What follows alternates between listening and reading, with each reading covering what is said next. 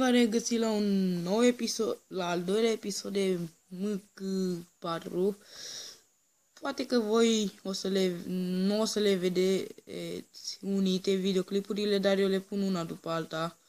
Am închis ușa, m-am dus le-am spus să dea muzica mai încet, iar acum mă urc în camionul ăla și ajungem undeva și se încheie emisiunea. Cred că în episodul ăsta se încheie emisiunea.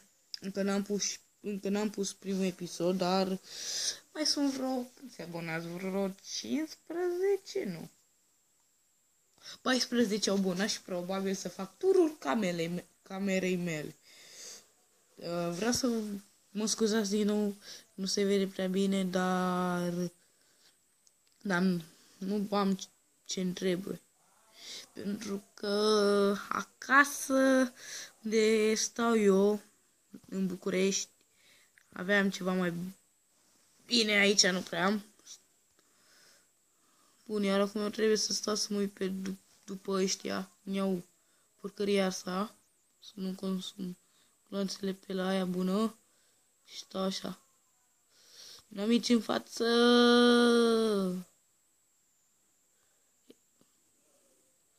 Puteam să trag în elicopter, cred. Ratează. Stau așa apetit. Dar nu se întâmplă nimic dacă stai așa apetit. Tot îți iei de mergi. N-am fost deloc atent. Iar aici e mai greu să mori. Trebuie să fie foarte mulți soldați de ăștia și să te înconjureze. Nu merge să le dau jos. Așa, lăsați-mă pe mine aici să mă rănesc. Parcă acum veneau niște elicoptere. Nu? Sau la ieșire. Uite. Gata. Yes.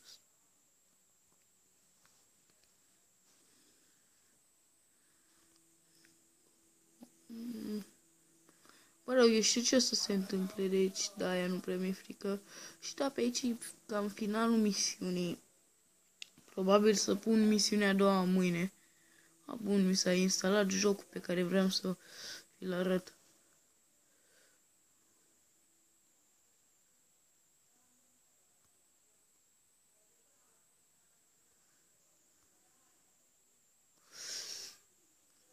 Hai.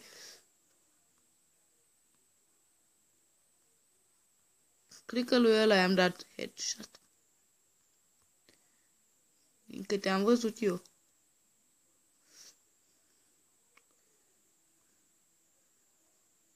Hai, ești mort? Bravo, mă. Uitați-vă cum mă duc și dau cu ăsta, lui ăsta, un cuțit, pac. Îi dai doar așa un cuțit în gură, e mort.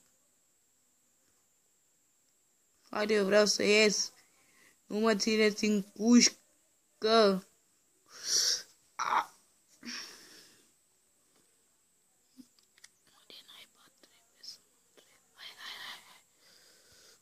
Vă mișcați și voi într-un ritm.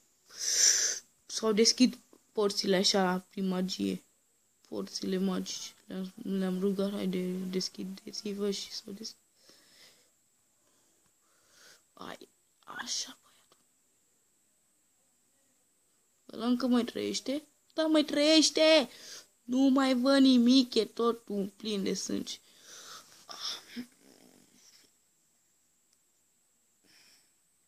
Somn la 4:30 azi. Eram în picioare. What the fuck? M-a dat de aici.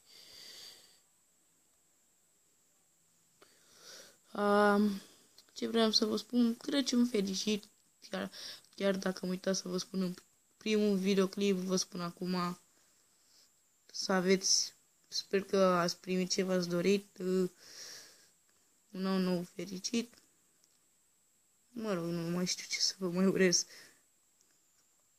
Dar în principal Crăciun fericit, că anul nou încă n-a venit. Gata, dă-i cu un cuțit în fiecare.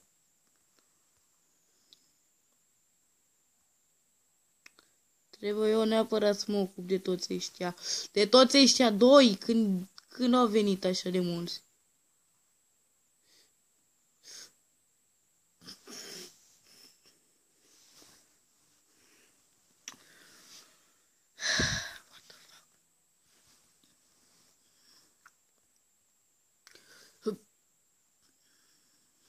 Bă, gata, eu stau cu ultra mega arma asta.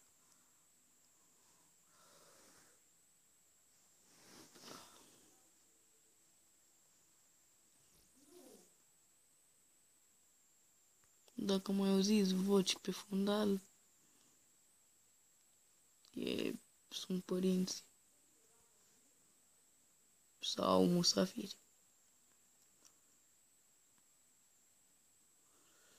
Bă, dă el una în gură. Așa, jocul pe care vreau eu să vi-l mai arăt, vi-l arăt mai târziu, mai întâi o să fac eu niște lucruri, iar apoi poate vi-l arăt și vouă. E GTA Rio. Pe tabletă. Ești bogat, ești frumos, iar apoi gata, devii chel și urât.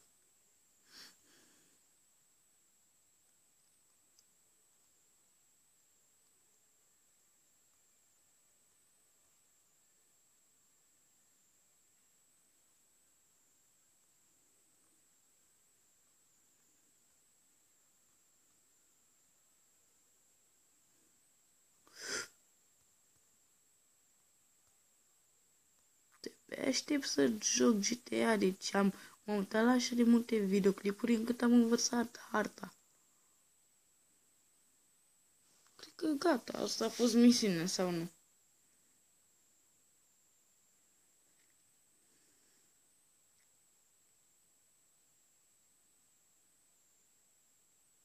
Mă plictisesc.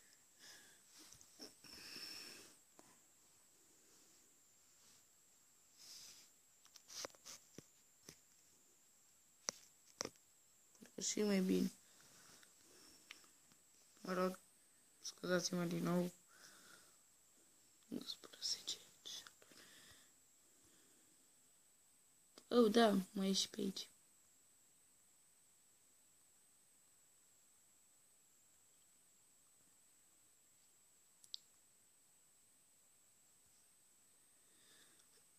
Mă rog, cam asta a fost și episodul. Restul misiunii o să-l închid, o să-l fac eu.